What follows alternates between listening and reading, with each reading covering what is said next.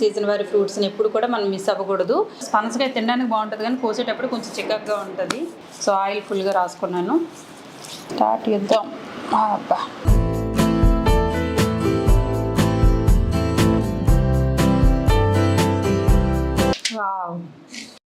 సక్సెస్ఫుల్గా పనసకాయ తొనలు వచ్చేసాయి.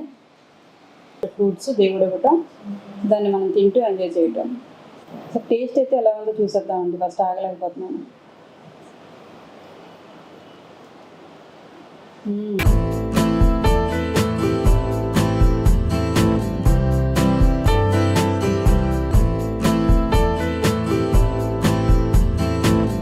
ఈ ఫ్రూట్లో బోల్డ్ అండ్ విటమిన్స్ ఉన్నాయండి. విటమిన్ ఏ, విటమిన్ సి, అలాగే విటమిన్ B6 ఇవన్నీ కూడా ప్రోటీన్స్ ఉన్నాయి. అంతేకాకుండా ఇవి నరాలు మెదడులో అంటే ఎదుగుదల లేకపోవటం, అంత షార్ప్గా లేకపోవటం, కొంతమంది చిన్నప్పటి నుంచి మనకు అలా కనిపిస్తూ ఉన్న పిల్లలకి ఏంటంటే ఈ పనస పండుని కనుక తేనెలో ముంచుకొని ఈ సీజన్లో దొరికిన ప్రతిసారి రోజుకు ఒక 2-3 పళ్ళను కనుక మనం డైలీ తినిపించేటట్లయితే కనుక బ్రెయిన్లో ఉన్న నరాలు షార్ప్ అవుతాయి, యాక్టివ్గా తయారవుతారు, పిల్లలు షార్ప్గా ఆలోచించగలుగుతారు అనమాట. చురుగ్గా సమాధానం చెప్పడం ఇలాంటివన్నీ ఉంటాయి.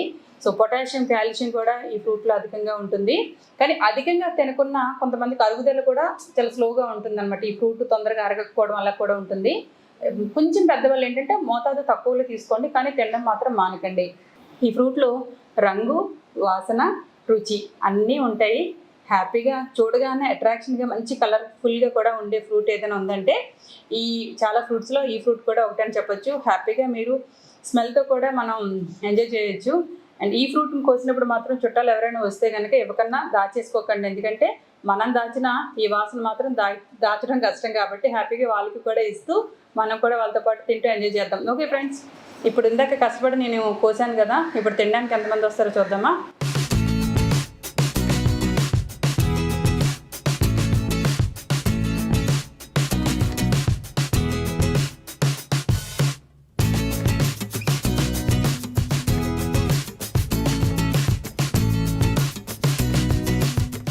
మిగిలినవన్నీ మనకే. ఓకేనా, హ్యాపీగా తినేద్దాం.